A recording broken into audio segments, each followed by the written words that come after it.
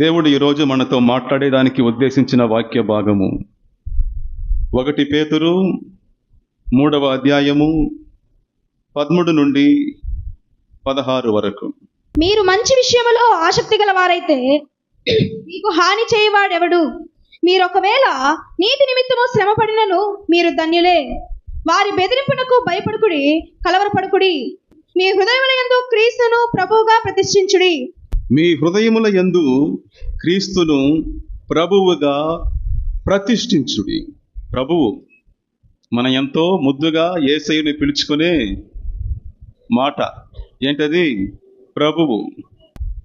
ప్రభువు అనగా అర్థం ఏమిటి? ద రూలర్, పరిపాలించేవాడు. ఆమేన్. సార్వభౌముడు, మాస్టర్, పూర్తి అధికారం ఉన్నవాడు, పాలకుడు అని అర్థం. 1 కొరింథీయులకు 8:6, ఎఫెసీయులకు 4:5 ఈ 2 వాక్యాలు అంటుంది, మనందరికీ ఒకే ప్రభు ఉన్నాడు. ఆయన ఎవరు? యేసుక్రీస్తు. మనకందరికీ ఒకే ప్రభు ఉన్నాడు, ఆయనే యేసుక్రీస్తు. ప్రకటన గ్రంథము 19:6 అంటుంది, ఆయన సర్వాధికారియగు ప్రభు. ఆయన ఎవరు? సర్వాధికారియగు ప్రభు. సర్వం మీద ఆయనకు అధికారం ఉంది. 19:16 అంటుంది, ఆయన ప్రభువులకు ప్రభువు, రాజులకు రాజు. ఆయన ప్రభువులకంతా ప్రభు. ఈ లోకములో ఉన్న ప్రభువులకందరికీ ఆయనే ప్రభు, రాజులకందరికీ ఆయనే రాజు. ఆయన రాజులకే రాజు, ప్రభువులకే ప్రభు. అపోస్తలుల కార్యములు 10:36 అంటుంది, యేసుక్రీస్తు అందరికీ ప్రభు. యేసుక్రీస్తు అందరికీ ప్రభు. నీ ప్రభు ఎవరు? మీకు ప్రభువు ఎవరు? కీర్తనలు 12:4 వాక్యం అంటుంది, మాకు ఎవర్రా ప్రభు? మమ్మల్ని పరిపాలించేది ఎవరు? మమ్మల్ని పరిపాలించుకునేది మేమే, మాకు మేమే ప్రభువులమని అనేక మంది అనుకుంటున్నారట. కానీ మనకు అయితే ప్రభు ఎవరు? యేసుక్రీస్తు. యేసుక్రీస్తు ఎప్పుడు మన జీవితంలోనికి ప్రభువుగా వచ్చాడు? ఎప్పుడు వచ్చాడు? రోమీయులకు 10:9-10 వాక్యం అంటుంది, ఎప్పుడైతే యేసుక్రీస్తుని మనము రక్షకునిగా అంగీకరించి బాప్తిస్మం పొందుకున్నామో ఆ రోజు మనం నోటితో ఒప్పుకుంటున్నాము ఏమని? యేసుక్రీస్తే నాకు ప్రభువు. ఇక నా జీవితానికి ప్రభు ఎవరు? యేసుక్రీస్తే అని మన నోటితో ఒప్పుకోవాలి. ఒప్పుకున్నాము. నా జీవితానికి ఇక ప్రభు ఎవరు? యేసుక్రీస్తే. నీ ఆలోచనలకు, నీ తలంపులకు, నీ కోరికలకు, నీ కళ్ళకు, నీ చేతులకు, నీ కాళ్ళకు ఎవరు ప్రభు? యేసుక్రీస్తే. ఉన్నాడా? యేసుక్రీస్తే నీ యొక్క శరీర అవయవాలకి ప్రభువుగా ఉన్నాడా? యేసుక్రీస్తును మీ హృదయములో ప్రభువుగా ప్రతిష్ఠించుడి. ఎక్కడ ప్రతిష్ఠించాలి యేసుక్రీస్తును ప్రభువుగా? మన హృదయములో. ప్రభువు ఉంటే మన హృదయములో మన యొక్క కాళ్ళు, చేతులు, కళ్ళు, జీవితము, మన ఆలోచనలు, తలంపులు, ఆశలు అన్నీ కూడా ఆయన పరిపాలన ప్రకారమే నడుచుకుంటూ ఉంటుంది. ప్రభు ఎలా పరిపాలిస్తాడు మనల్ని? ఎలా పరిపాలిస్తాడు మనల్ని? తన మాటల ద్వారా పరిపాలిస్తాడు, తన ఆజ్ఞల ద్వారా పరిపాలిస్తాడు. ఒక విషయాన్ని గుర్తుపెట్టుకోండి, మనందరం కూడా ఎవరో ఒక అధికారం కింద ఉండవలసిందే. ఇప్పుడు మన ఆంధ్రాకి ప్రభు ఎవరు? గౌరవనీయులైన చంద్రబాబు నాయుడు గారే మన ఆంధ్రాకి ఇప్పుడు ప్రభు. మన దేశానికి ఎవరు? ప్రధానమంత్రి నరేంద్ర మోడీ గారు మన దేశానికి ప్రభు. ఇప్పుడు వాళ్ళ అధికారం కింద మనం ఉన్నాం. కాబట్టి ఇక్కడ మన ఇష్ట ప్రకారం జీవించేదానికి లేదు. ఉదాహరణకు మనం ఇప్పుడు ఒక బండి తీస్తున్నాం, ఒక బైక్ తీస్తున్నాము. అది మన సొంత డబ్బు పెట్టి తీసుకున్నాము, సొంత డబ్బు పెట్టి దాంట్లో పెట్రోల్ పోసుకుంటున్నాము, అంతా మనదే. అయినా మన ఇష్ట ప్రకారం బండిని నడిపేదానికి లేదు. అక్కడ మనకు రూల్స్ అండ్ రెగ్యులేషన్స్ ఉంది. ట్రాఫిక్ నియమాలు ఉంది. ఆ నియమాల ప్రకారమే బండిని నడపాలి. ఎక్కడ ఎంత స్పీడ్ పోవాలని ఒక గవర్నమెంట్ ఒక రూల్ వేసి ఉంది. లైట్లు, పచ్చ లైట్, గ్రీన్ లైట్ వెలిగితే వెళ్ళాలి, రెడ్ లైట్ వెలిగితే ఆగాలి. బండి నాదిరా, నేను పోతా ఉంటానంటే కుదరదు. ఆమేన్. కుదరదు. బండి నాది, పెట్రోల్ నాది, ఇది నా దేశం, నాకు స్వేచ్ఛ స్వాతంత్రం ఉంది, ఎట్లయినా పోతానంటే కుదరదు నాయనా. ఇక్కడ ఒక చట్టం ఉంది. ఆమేన్. ఆ చట్టాన్ని విధించిన ప్రభు ఉన్నాడు, దాన్ని అమలు చేసే అధికారులు ఉన్నారు. ఆ చట్ట ప్రకారం మనం జీవించాల్సిందే. నేను అటు చేయనంటే శిక్షింపబడతాం. చట్టాన్ని అతిక్రమిస్తే, ప్రభు యొక్క ఆజ్ఞను అతిక్రమిస్తే మనము శిక్షింపబడతాము. ఆ ప్రభువుని ఎన్నుకున్నది ఎవరు? ఇప్పుడు మన ఆంధ్రాలో టీడీపీ ప్రభుత్వం పరిపాలిస్తూ ఉంది. ఆ ప్రభుత్వాన్ని ఎన్నుకున్నది ఎవరు? మనమే. ఎలా ఎన్నుకున్నాము? ఓటు వేయడం ద్వారా ఈసారి మాకు టీడీపీ ప్రభుత్వం కావాలి అనేసి మనం ఎన్నుకున్నాం. ఎన్నుకున్న తర్వాత 5 సంవత్సరాలకి ఇంకా నీ భజన ఇంక చెల్లదు. మనమే ఎన్నుకున్నది. ఈ ప్రభుత్వం కావాలి మాకు, చంద్రబాబు నాయుడు గారు నాకు ప్రభువుగా కావాలని చెప్పి, సీఎంగా కావాలని చెప్పి మనం ఎన్నుకున్నాం. ఎన్నుకున్న తర్వాత ఇంకా ఆయన విధించిన ప్రతి చట్టాలకు లోబడాల్సిందే. నేను లోబడను అంటే శిక్షింపబడతాం. అంతే కదా? చట్టాన్ని అతిక్రమిస్తే మనం శిక్షింపబడతాము. అదేవిధంగానే ఎప్పుడైతే మనము యేసుక్రీస్తుని సొంత రక్షకునిగా అంగీకరించి బాప్తిసం పొందుకున్నామో ఆ రోజు యేసుక్రీస్తుని మనం ప్రభువుగా ఒప్పుకుంటున్నాం. ఈయనే ఇక నా జీవితానికి ప్రభువు. ఇంకా ఆయన ఏది ఆజ్ఞ ఇస్తాడో, ఆయన ఏ మాటలు చెప్తాడో దాని ప్రకారం నడుచుకోవడానికి నన్ను నేను సమర్పించుకుంటున్నానని చెప్పి మనము ఆయన ప్రభుత్వానికి మనల్ని మనం అప్పగించుకున్నాం. నిన్ను ఎవరు బలవంతం చేయలేదు. ఎవరైనా పట్టుకొని పోయి నిన్ను నీటిలో ముంచారా?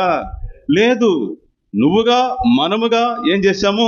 యేసు నాకు కావాలి, నా జీవితానికి ప్రభుగా ఆయన ఉండాలని చెప్పి మనమే బాప్తిస్వం ద్వారా ఓటు వేసి ఆయన్ని మనం ప్రభువుగా స్వీకరించాం. అంటే ఆయన పరిపాలనను మనం కోరుకున్నాం. ఇక ఆయన విధించే ప్రతి చట్టాలకు, ఆజ్ఞలకు మనం లోబడవలసిందే. అలా లోబడకపోతే తప్పకుండా శిక్షింపబడతాం. Praise the lord. తప్పకుండా శిక్షింపబడతాం. మన ఆలోచనలు, మన తలంపులు, మన కోరికలు, మన నిర్ణయాలు, మన కాళ్ళు, చేతులు సమస్తం కూడా దేవుని యొక్క ఆజ్ఞ ప్రకారం, మన ప్రభు యొక్క ఆజ్ఞ ప్రకారమే నడవాలి. సోదరుడా, సోదరి, నీకు ప్రభు ఎవరు? నిన్ను ఎవరు పరిపాలిస్తున్నారు? నీ హృదయాన్ని, నీ జీవితాన్ని, నీ కళ్ళను, నువ్వు చూసే వాటిని ఎవరు పరిపాలిస్తున్నారు? కానీ నీ మొబైల్కు ప్రభు ఎవరు? నీ కళ్ళను, నీ చేతులను, నువ్వు వాడే మొబైల్ని నీ ఇష్టానుసారంగా వాడితే నీకు ప్రభు యేసుక్రీస్తు కాదు, నువ్వే నీకు ప్రభు. నువ్వే నీకు ప్రభు. నీ చేతులను, నీ కళ్ళను నీ ఇష్టానుసారంగా వాడితే నీకు ప్రభు ఎవరు? నువ్వే. యేసుక్రీస్తు కాదు. నీ ఇష్టానుసారంగా ఇక నీ కళ్ళను, నీ చేతులను, నీ మొబైల్ని, నీ ఆలోచనలను వాడేదానికి ఇక లేదు. ఎందుకంటే నువ్వు ప్రభు యొక్క పరిపాలన కింద వచ్చేసావు. ఇంకా ప్రతిదీ ఆయన ఆజ్ఞ ప్రకారమే వెళ్ళాలి, ఆయన శాసనాలకు లోబడాలి. తప్పితే శిక్షింపబడతాం. లూకా సువార్త 19వ అధ్యాయము 14వ వాక్యములో కొందరు దేవుడు తమను పరిపాలించడం ఇష్టం లేదని చెప్పారట. ఇతడు మమ్మల్ని ఏలడం మాకు ఇష్టం లేదయ్యా. వారు ఆయన అధికారం కింద ఉన్నారు, కానీ వాళ్ళు ఏమంటున్నారు? ఈయన మమ్మల్ని ఏలడం మాకు ఇష్టము లేదన్నారట. ఏం జరిగింది వారికి? చూడండి 27వ వాక్యము. నేను ఏలడం ఇష్టం లేని వారిని తీసుకొని వచ్చి, అరే నా దేశంలో ఉంటూ, నేను రాజుగా ఉంటూ, నా అధికారం కింద ఉంటూ, నా శాసనాల ప్రకారం నడవరంటే వాళ్ళు తీసుకుంటారట అని వారిని సంహరించాడట, శిక్షించాడు. బ్రదర్, యేసుక్రీస్తు మన ప్రభు, మనము ఆయన పరిపాలించే ప్రజలము. ఇక మనం అన్ని విషయములలో ఆ ప్రభు యొక్క ఆజ్ఞ ప్రకారం జీవించవలసిన వారమే. హల్లెలూయా.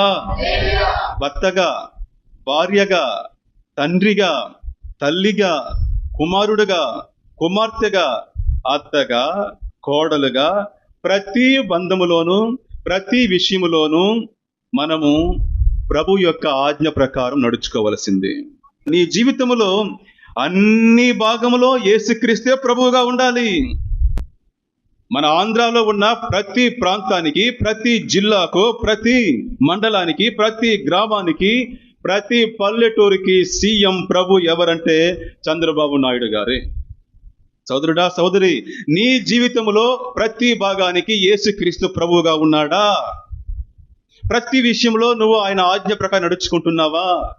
లేక కొన్ని విషయంలో మాత్రం ఆయన ప్రభువుగా పెట్టేసి మిగిలిన విషయంలో నువ్వే ప్రభువుగా నడుచుకుంటున్నావా?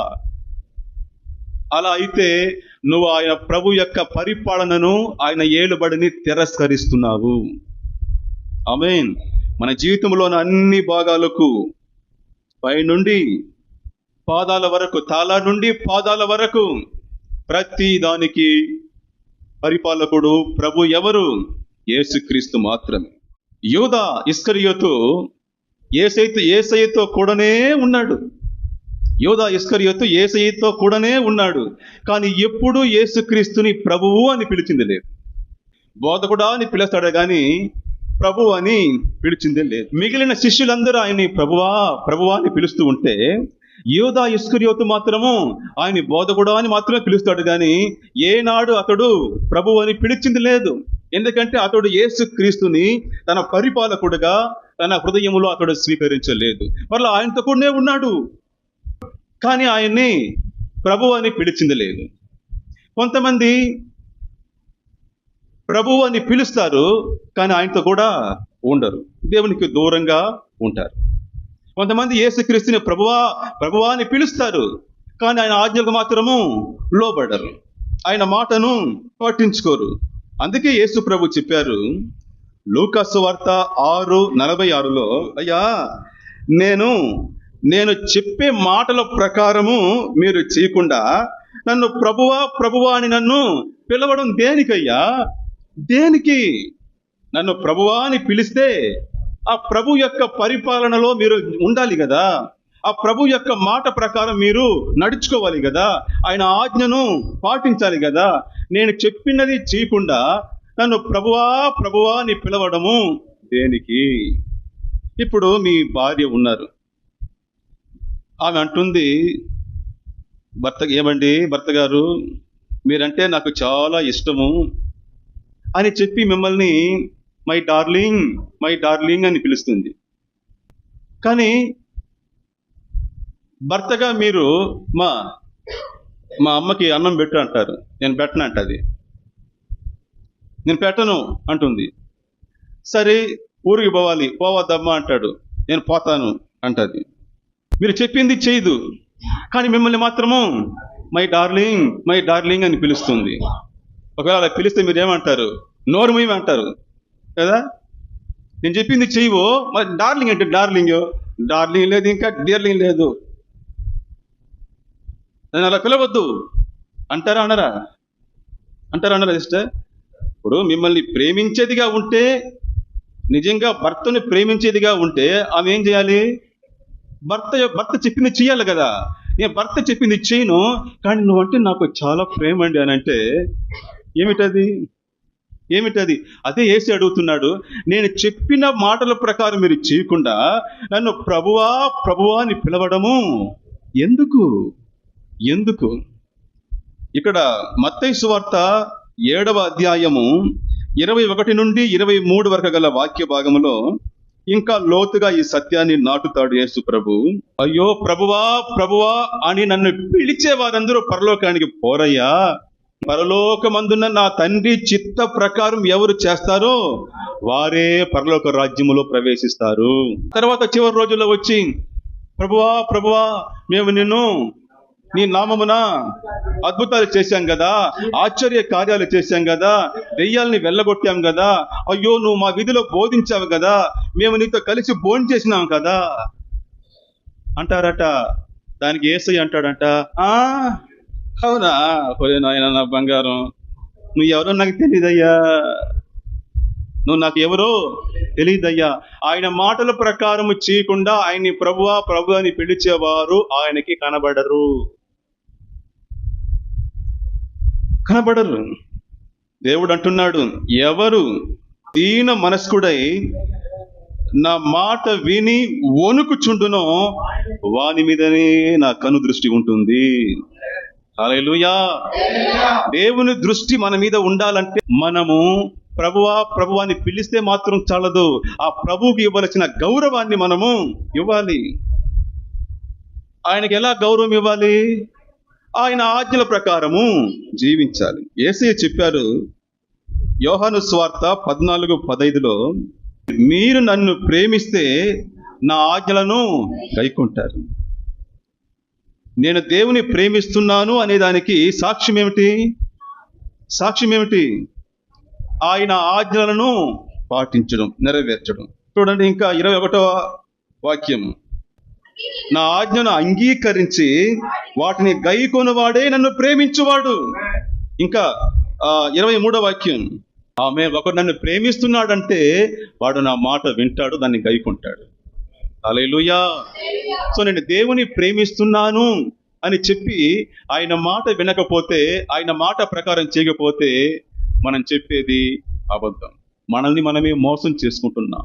అందుకే చెప్పాను, క్రైస్తవ్యం మతం కాదు, అది దేవుని యొక్క గవర్నమెంట్. మతానికి గవర్నమెంట్కి ఉన్న తేడా ఏమిటి? మతం ఏం చేస్తుందంటే దేవునికి తాను ఏదైనా చేసి ఆయన మెప్పు పొందాలని కోరుకుంటుంది. మతం ఏం చేస్తుంది? దేవునికి ఏదైనా మనం చేసి ఆయన మెప్పు పొందాలని కోరుకుంటుంది. కానీ రాజ్యం అట్ట కాదు, దేవుడు చెప్పింది చేయాల్సిందే. ఆమేన్. అది క్రైస్తవ్యానికి మతానికి ఉన్న తేడా. క్రైస్తవ్యం అనేది మతం కాదు. ఇక్కడ మనం దేవునికి చేసేదంటూ ఏమీ లేదు. దేవుడు ఏం చెప్తున్నాడో దాన్ని చేయాలి మనం, అంతే. కానీ మతం ఏం చేస్తుందంటే మనం ఏదో ఒకటి చేసి దేవుని మెప్పు పొందుతాము అని ప్రయత్నిస్తుంది. ఇక్కడ మాట మాత్రమే. హల్లెలూయా. ఇక్కడ మాట మాత్రమే. సమూయేలు ఎలా జీవించాడంటే, సమూయేలు అని దేవుడు పిలిస్తే సమూయేలు అంటాడు, నీ దాసుడు ఆలకిస్తున్నాడు, ఆజ్ఞ ఇమ్ము. నీ దాసుడు ఆలకిస్తున్నానయ్యా, ఆజ్ఞ ఇమ్ము. ఇది సమూయేలు జీవితం. సౌలు రాజు జీవితం ఎలాగంటే, నేను ఆజ్ఞ ఇస్తున్నాను, తమరు ఆలకించండి సార్ అంటాడు దేవుణ్ణి చూసి. నేను ఆజ్ఞ ఇస్తున్నాను, తమరు ఆలకించండి. ఇది సౌలు యొక్క జీవితం.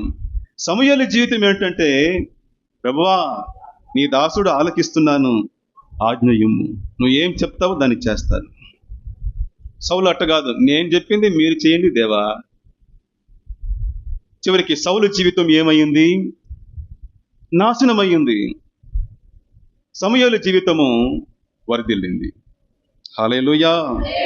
సోదరుడా, సోదరి, నీ ప్రభు ఎవరు? నువ్వు ఎవరి ఆజ్ఞల ప్రకారం నడుచుకుంటున్నావో అదే నీ ప్రభు, వారే నీ ప్రభు. ఆమేన్. యేసుక్రీస్తు మనకు ప్రభువుగా ఉంటే మనకొచ్చే ఆశీర్వాదం ఏమిటి? యేసుక్రీస్తు మనకు ప్రభువుగా ఉంటే మనకొచ్చే ఆశీర్వాదం ఎల్లప్పుడూ సంతోషం. అంతే, ఒకే మాటలు చెప్పాలంటే ఎల్లప్పుడూ సంతోషం. ఆమేన్. ఇప్పుడు మనం చదివిన వాక్య భాగానికి వస్తాం. 1 పేతురు 3వ అధ్యాయము 13 నుండి, మీరు మంచి విషయములో ఆసక్తి గలవారైతే మీకు హాని చేయువాడెవడు? మీరు ఒకవేళ నీతి నిమిత్తము శ్రమపడినను మీరు ధన్యులే. వారి బెదిరింపునకు భయపడకుడి, కలవరపడకుడి. మీ హృదయముల యందు క్రీస్తును ప్రభువుగా ప్రతిష్ఠించు. అంటే యేసు క్రీస్తును మీ హృదయములో ప్రభువుగా పెట్టి మీరు ఎలా జీవించాలో ఆయనను ఏలనీయుడి. యేసయ్యను ఏలనీయుడి మీ హృదయములో పెట్టి. ఆయన కానీ మీ హృదయంలో ఉండి మిమ్మల్ని జీవితాన్ని ఏలుబడి చేస్తే మీరు ఎల్లప్పుడూ సంతోషంగా ఉంటారు. మీరు ఒకవేళ నీతి నిమిత్తము శ్రమ పడినను, ఇదే అసలైన విషయం ఇక్కడ. కొన్నిసార్లు మనము మంచి చేసి చాలా బాధను అనుభవిస్తూ ఉంటాం. మనం ఎవరికైతే మంచి చేస్తున్నామో వారే మనల్ని బాధపరుస్తూ ఉంటారు. లేక మన సైడ్ ఏ తప్పు ఉండదు, మనం నీతిగా బతుకుతూ ఉంటాము, అయినా మనకే ఇబ్బంది కలిగిస్తారు, మనల్ని బాధ పెడుతూ ఉంటారు. ఇలాంటి సమయంలో మనము చాలా బాధపడిపోతాం, మన సంతోషాన్ని కోల్పోతాం, నెమ్మదిని కోల్పోతాం, నిద్రను కోల్పోతాం, చాలా బాధపడుతూ ఉంటాం. ఒక సోదరుడు చెప్పాడు కొన్ని రోజుల క్రితము, రాత్రంతా నాకు నిద్రే లేదు బ్రదర్, రాత్రంతా నిద్రే లేదు. ఏమి కారణం అంటే, వాళ్ళ బంధువులు ఒకరు వచ్చి అకారణంగా, ఈయన మీద ఎటువంటి తప్పు లేదు కానీ వాళ్ళు అపార్థం చేసుకొని ఏం చేశారు, అతని మీద వచ్చి బూతులతో తిట్టి దాడి చేశారు. మరలా ఈయన సైడ్ ఎటువంటి తప్పు లేదు, అయినా అతని మీద నింద మోపి వారు వచ్చి అతని మీద గొడవ చేశారు, అనరాని మాటలు అన్నారు. ఆయన అన్నాడు, ఏ తప్పు చేయకుండా ఇలా వచ్చి మనల్ని మాట్లాడినారే, దాన్ని తలుచుకుంటే రాత్రంతా నాకు నిద్రే పట్టలేదు బ్రదర్ అన్నాడు. వారి యొక్క మాటలు ఈయన సంతోషాన్ని పాడు చేసేసింది, ఈయన నిద్రను పాడు చేసేసింది. ఇంకో సహోదరి వచ్చింది ఒకరోజు, నేను పాత మందిరంలో ఉన్నప్పుడు ఒక సహోదరి వచ్చింది, బ్రదర్ నేను చాలా బాధలో ఉన్నాను, నాకు ఒక వారంగా జ్వరము, దగ్గు, కానీ మా ఇంట్లో ఉన్నవారు, మా అత్త కానీ, మా మామగారు కానీ, మా ఇరుగు పొరుగు వారు కానీ, బంధువులు కానీ ఎవ్వరు కూడా ఒక్క మాట అడగలేదు బ్రదర్, నీకు ఏమైంది, ఎందుకు ఇలా ఉన్నావు, నీ పరిస్థితి ఏమిటని ఒక్క మాట అడగలేదు. దాన్ని తలుచుకుంటే నాకు చాలా బాధేస్తుంది అని ఏడ్చింది. నేను అడిగాను, సిస్టర్ మీ ప్రభు ఎవరు, మీకు ప్రభు ఎవరు? బ్రదర్ సిస్టర్, ఒకరి యొక్క క్రియలు, ఇంకొకరి యొక్క మాటలు మీ సంతోషాన్ని ప్రభావితం చేసేసిందంటే మీకు ప్రభు యేసుక్రీస్తు కాదు, వాళ్ళే. అంటే వారు కానీ ఎట్టుందమ్మా అని అడిగుండుంటే నీకు సంతోషం. వారు అడగలేదు కాబట్టి ఇప్పుడు నువ్వు దుఃఖంతో ఉన్నావు, బాధతో ఉన్నావు. అంటే నువ్వు సంతోషంగా ఉండడము, నువ్వు బాధతో ఉండడం ఎవరి చేతిలో ఉంది? వారి చేతిలో ఉంది. సో వారు నీ హృదయాన్ని పరిపాలిస్తూ ఉన్నారు. వారు బాగున్నావమ్మా అని అడిగితే సంతోషం నీకు, అడగకపోతే దుఃఖం. చాలా మంది ఇదే విధంగానే, ఆరోగ్యం బాగలేదు, హాస్పిటల్ పోయి వచ్చారు, బంధువుల్లో కొందరు వచ్చి చూస్తారు, కొందరు వచ్చి చూడరు, అంతే. వాళ్ళు ఎందుకు చూడలేదు, వారు ఎందుకు రాలేదు, వారు ఎందుకు పరామర్శించలేదు మనల్ని అని దాని గురించి ఆలోచించి వారికి మన మీద ఇష్టం లేదేమో అని వారి మీద ఒక విధమైన కోపము, విధమైన చిరాకు, బాధ, ఇంకా ఆ బాధ మెల్లమెల్లగా కోపంగా మారుతుంది, ఆ కోపం ఎదిగి ద్వేషంగా మారుతుంది. రాత్రంతా దీని గురించి ఆలోచిస్తూ బాధపడుతూ ఉంటారు. నన్ను ఒక మాట అడగలేదే, ఒక మాట పలకరించలేదే, ఇదే బాధలో ఉంటారు. అంటే వీరికి ప్రభు ఎవరు? ఎవరు అడగలేదో వాళ్ళే. అంటే వారు కానీ అడిగితే నువ్వు సంతోషంగా ఉంటావు, వారు పలకరిస్తే సంతోషంగా ఉంటావు, వారు నీతో మంచిగా ఉంటే నువ్వు సంతోషంగా ఉంటావు, వారు నీకు చెడు చేస్తే బాధపడిపోతావు. సో నీ సంతోషాన్ని ఇప్పుడు తీర్మానించేది ఎవరంటే వాళ్ళే. యేసుక్రీస్తుగా నీకు ప్రభువుగా ఉంటే నువ్వు ఎప్పుడూ సంతోషంగా ఉంటావు. ప్రభువునందు ఆనందించుడి, ప్రభువునందు ఆనందించుడి. వాక్యం ఏముంటుంది? ప్రభువునందు ఆనందించుడి. ప్రభువు, నీవు కానీ ప్రభు యొక్క పరిపాలనలో ఉంటే నువ్వు ఎప్పుడు సంతోషంగా ఉంటావు. వారిని మనం అడగలేదే, వాళ్ళని పలకరించలేదే, వారు ఏ విధంగా మాట్లాడినారే, వాళ్ళని తిట్టారే, నేను ఏ తప్పు చేయకుండా నన్ను నిందించారా అనేసి దాని గురించి అంతా ఆలోచిస్తూ బాధపడుతూ ఉండవు. ఎందుకంటే నీకు సంతోషాన్ని ఇచ్చేది, నీకు సంతోషాన్ని ఇచ్చేది, నీ జీవితాన్ని స్థిరపరచేది, బలపరిచేది ఎవరు? యేసుక్రీస్తు. వాళ్ళు కాదు. ఎవరో అడగలేదని, ఎవరో పరామర్శించలేదని, ఎవరో నీకు చెడు చేశారని బాధపడుతున్నావే, వారు కాదు నీ జీవితాన్ని దీవించేది, ఆశీర్వదించేది. ఎవరు? ప్రభు యేసుక్రీస్తు. యేసుక్రీస్తును నువ్వు ఏలుబడి చేస్తా ఉంటే, ఆయన పరిపాలనలో ఉంటే, నువ్వు దేనికి భయపడవో, దేని గురించి చింతించు. ఒక సోదరి చెప్పింది, మేము వారితో కలిసి, పక్కింటి వారితో కలిసి మేము ఎంతో సంతోషంగా ఉండేవారు. వారికి ఎన్నో సేవలు మేము చేశాం. కానీ వారు మనసులో పెట్టుకుని మా ఎదుగుదలను వారు జీర్ణించుకోలేక మాకు చేతబడి చేసేశారు. కానీ దేవుడు దాన్ని దీవెనకరంగా మార్చేశాడు. అయినా వాళ్ళు ఎదురుగా వస్తూ ఉంటే, వారు మాట్లాడుతూ ఉంటే, వారి ముఖాన్ని చూస్తే, వారి మాటలు వింటూ ఉంటే మనసులో అది విధమైన బాధ, తట్టుకోలేకపోతున్నాం. అది కోపము, దుఃఖము రెండు కలిసిన మిక్సింగ్, భరించలేకపోతున్నాం. ఇలాంటి వారిని చూస్తూ ఎందుకు మనం ఇక్కడ ఉండాలి? ఎక్కడైనా వెళ్ళిపోయి 2 సంవత్సరాలు ఉండేసి వస్తాం. మనతో కూడా ఉంటూ మనకు ద్రోహం చేస్తున్నారే, మన తోబుట్టులై ఉండి మనకు ద్రోహం చేశారే, ఇంత పని చేశారే, నమ్మించి మోసం చేశారే అని వారిని చూస్తే, వారి మాటలు వింటే మనసులో అది విధమైన వేదన, బాధ, చిరాకు, కోపం. కాబట్టి ఇక్కడ నుండి వెళ్ళిపోదాం, ఎక్కడైనా పోయేసి ఉండిపోదాం. ఇలాంటి వారితో మనం ఉండకూడదు అనేసి కొన్నిసార్లు మనం బాధపడుతూ ఉంటాం. ఆ సోదరి ఆ విధంగా బాధపడింది. నేను అడిగాను, సిస్టర్, నీ ప్రభు ఎవరు? నీ జీవితాన్ని కాపాడేది ఎవరు? నిన్ను పరిపాలించేది ఎవరు? నీకు సంతోషాన్ని ఇచ్చేది ఎవరు? నీకు బలాన్ని ఇచ్చేది ఎవరు? యేసుక్రీస్తు. యేసుక్రీస్తు నీ ప్రభు అయితే ఆయన్ని చూసి సంతోషపడు, అంతే. ఇప్పుడు వారు నీకు కీడు చేశారు, వారు నీకు చెడు చేశారు. ఆ చెడు వల్ల నీకేమైనా నష్టం కలిగిందా? చెప్పండి. నష్టం కలిగిందా? లేదు. ఆ చెడును దేవుడు ఆశీర్వదించి రెండింతల మేలుగా మార్చేశాడు. దానివల్ల నీ కుటుంబంలో గొప్ప ఆశీర్వాదం కలిగింది. ఒక విధంగా చెప్పాలంటే నువ్వు వారిని చూస్తే సంతోషపడాలి. మీరు చేసిన చెడు వల్లే దేవుడు మాకు ఆ చెడును దీవెనకరంగా మార్చాడని చెప్పి వారిని చూసి నువ్వు సంతోషపడాలనే కానీ వారిని చూసి ఎందుకు నువ్వు బాధపడతావు? వారిని ఎందుకు ద్వేషిస్తావు?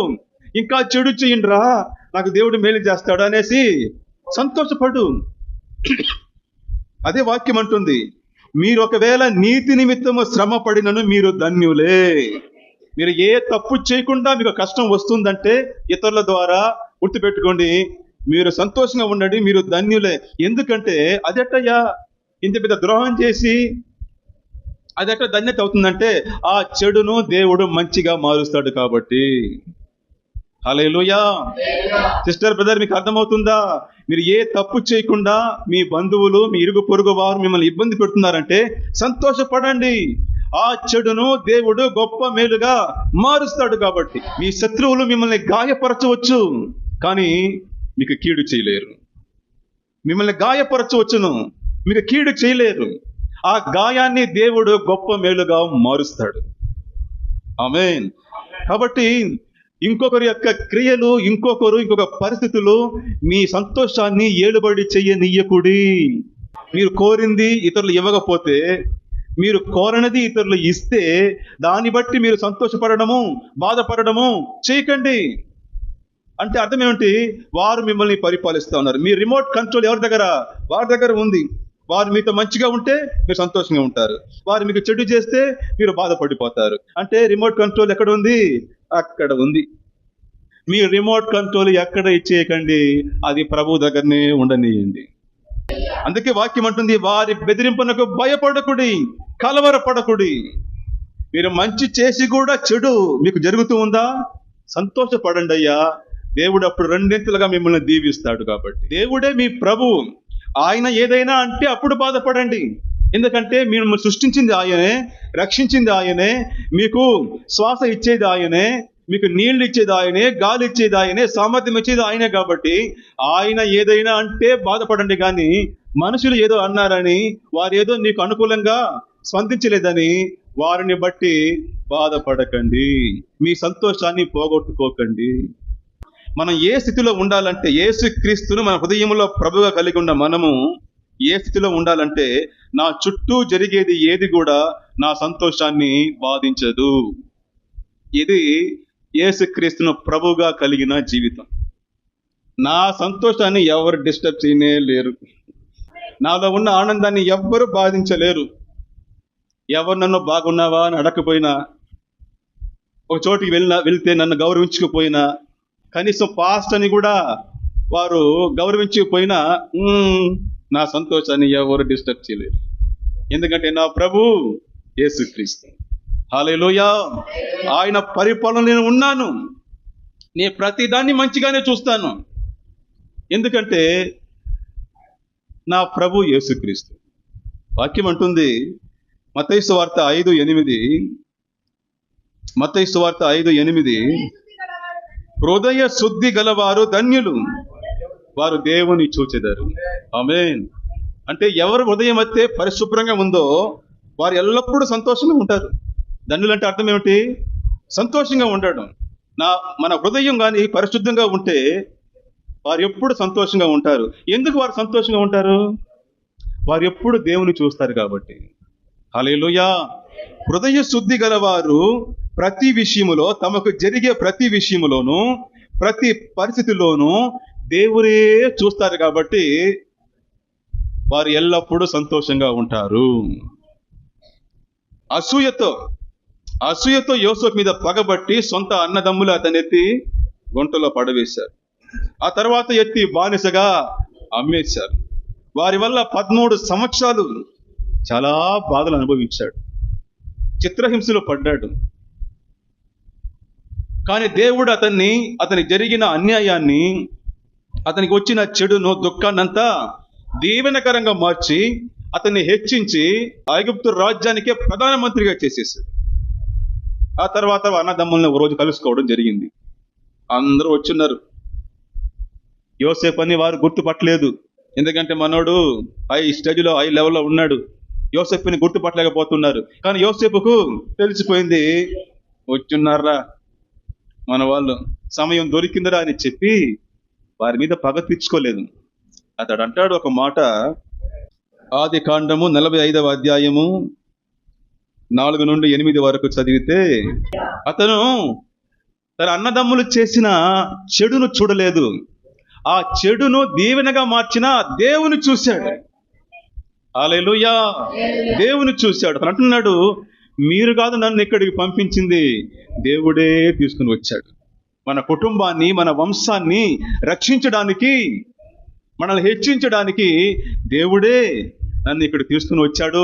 కాబట్టి మీరు నాకు చేసిన ద్రోహాన్ని బట్టి నేను మీకు ఏదైనా చేస్తానని చెప్పి భయపడకండి, బాధపడకండి. అన్నలారా అందరూ నా దగ్గరికి రండి. హృదయ శుద్ధి గలవారు దేవుని చూస్తారు. వారికి జరిగిన ప్రతి చెడులోనూ, ప్రతి బాధలోనూ వారు దేవునే చూస్తారు. కాబట్టి వారు ఎవరి మీద పగ తీర్చుకోరు, దాని గురించి బాధపడరు. వారితో కలిసి మళ్ళీ సంతోషంగా ఉంటారు.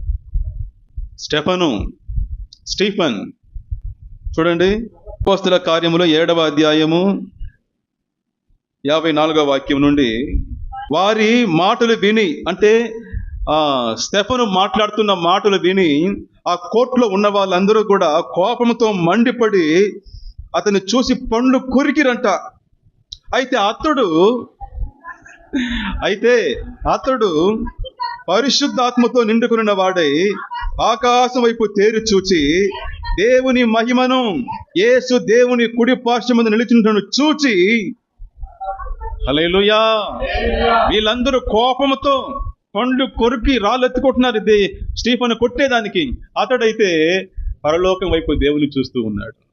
హృదయ శుద్ధి గలవారు దేవుని చూస్తారు. వారికి వచ్చే కష్టాల్లో, బాధల్లో, కన్నీటిల్లో, అవమానములో, నిందల్లో, ప్రతి పరిస్థితిలో, ప్రతి కార్యంలో దేవునే చూస్తారు. కాబట్టి వారు ఎల్లప్పుడూ సంతోషంగా ఉంటారు. ఎవరి మీద కోప్పడరు, పగ తీర్చుకోవాలని ఆశపడరు.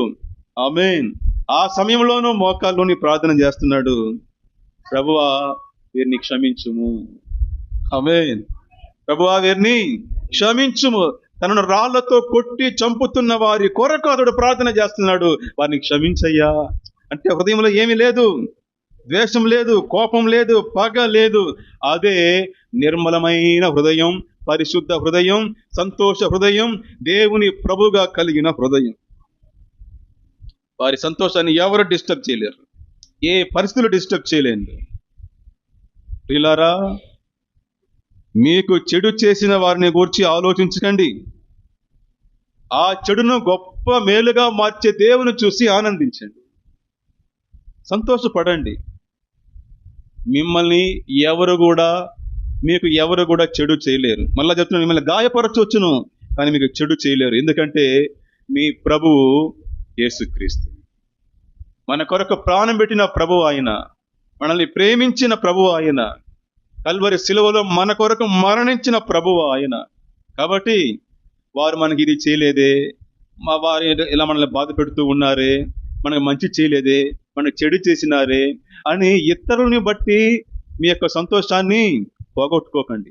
మీ హృదయాన్ని ఇతరుల యొక్క ఏలుబడికి ఇచ్చేయకండి. అంటే వారు మీతో బాగుంటే మీరు సంతోషంగా ఉంటారు, వారు మీతో బాగలేకపోతే మీరు బాధలో మునిగిపోతారు. వద్దు, అంటే మీకు ప్రభువు వారే. అందుకే మీరు మీ కష్టాలు, మీ సంతోషము మారుతా ఉంది. దేవుడు మీ ప్రభువు అయితే, యేసు మీ ప్రభువు అయితే మీకు ఎల్లప్పుడూ సంతోషమే. దేని గురించి బాధపడరు, దిగులు పడరు, కష్టపడరు. నా ప్రభు యేసుక్రీస్తు, ఆయన ఏదైనా చెప్తే నేను బాధపడాలి, నన్ను గురించి ఆయనకు తెలుసు. ఆమేన్. నా జీవితాన్ని కాపాడేవాడు ఆయన, పరిపాలించేవాడు ఆయన. ఆయన దాటి నా జీవితంలో ఏది జరగదు. కాబట్టి ఎవరు ఏది నా సంతోషాన్ని పాడు చేయలేదు. ఇదే యేసుక్రీస్తును ప్రభువుగా కలిగిన హృదయము. ఆమేన్. సో మీ సంతోషమును ఎవరు ఏది అపహరింపనీయకుడి, మీ హృదయమును ఎవరు ఏది ఏలుబడి నీయకుడి. యేసే ఏలుబడి చేయనివ్వండి. ఆమేన్. మీ హృదయమును యేసుక్రీస్తే ఏలుబడి చేయనీయండి. ఎల్లప్పుడూ సంతోషంగా ఉండండి, ప్రభువునందు ఆనందించుడి. మరలా చెప్తున్నాను, ప్రభువునందు ఎల్లప్పుడూ ఆనందించుడు.